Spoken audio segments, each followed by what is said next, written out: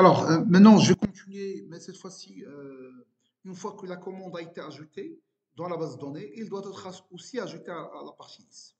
Donc, je vais organiser un petit peu ce que je viens de faire. Donc, ici, je vais avoir un 12 ici. Et la liste, au sein de la liste, je vais faire la création de la commande. Donc, au sein de commande liste, alors, je vais afficher, je vais éliminer l'ID. Par la suite, on va voir pourquoi je l'avais fait. Je l'ai ajouté aussi un TR ici. CTRL-ALT-L. Alors, ici, au sein de mon G6, alors je vais faire un petit div. Donc, div comme ça. Je vais réduire ça. Je vais le poser ici. Mais avant, je vais faire un div row avec un selector row au sein duquel, alors, div row au sein duquel, point plutôt, point row, au sein duquel je vais avoir un div colonne medium 6. Alors, medium 6, tabulation. Alors, je vais poser mon tableau et je vais faire un autre div column medium 6. Div, point, avec un CSS, selector, colonne 6. Alors ici, je vais poser, par exemple, ma commande create. Commande create, elle est là. Self closing, check, elle est là. Alors, je vais revenir sur mon app. Menu, oui, elle est dans 12. Et j'ai divisé le 12 en deux parties. Une partie pour le 6 et pour le 6. Alors, maintenant, ce que je vais faire.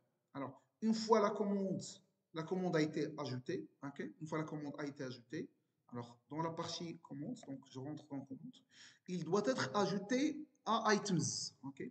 Donc, si comme si je vais passer un props, alors, je vais rentrer dans la partie commande list et je vais passer un props qui permet, alors props, je peux pointer sur des variables classiques, ok, comme je peux aussi pointer sur des actions, sur des méthodes. Alors ici, je vais créer une méthode qui s'appelle, alors function, add to items. Alors cette méthode, qu'est-ce qu'il prend? Il prend un item de type commande.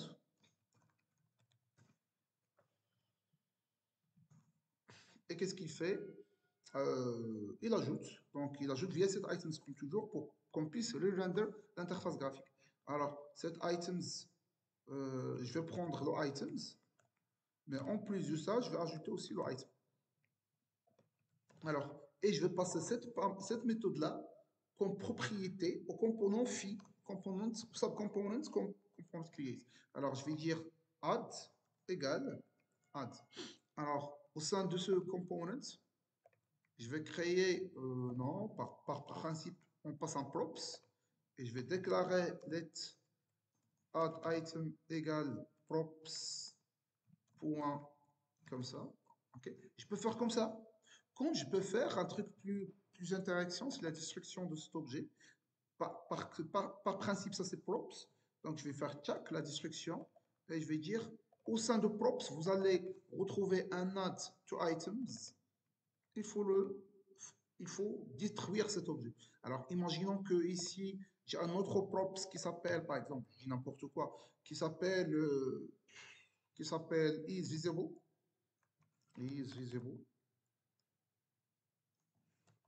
égal, et je passe un autre attribut, par exemple, isVisible. Et ici, dans la partie command create, je vais faire virgule isVisible, et je passe le isVisible. Okay. Mais actuellement, j'ai passé simplement une petite méthode. J'aurais besoin simplement de cette propriété et je vais faire comme ça.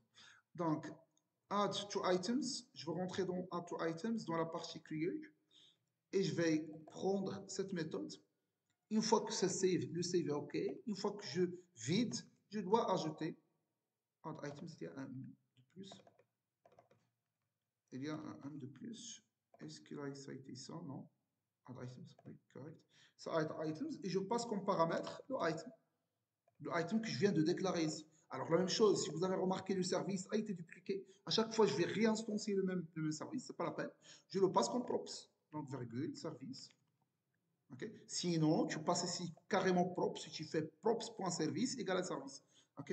Donc ici, je dois passer le service. Le service, elle a été déjà déclaré dans la partie liste, donc c'est pas la peine de redéclarer la même chose. Ok. Donc j'aurai besoin aussi du service.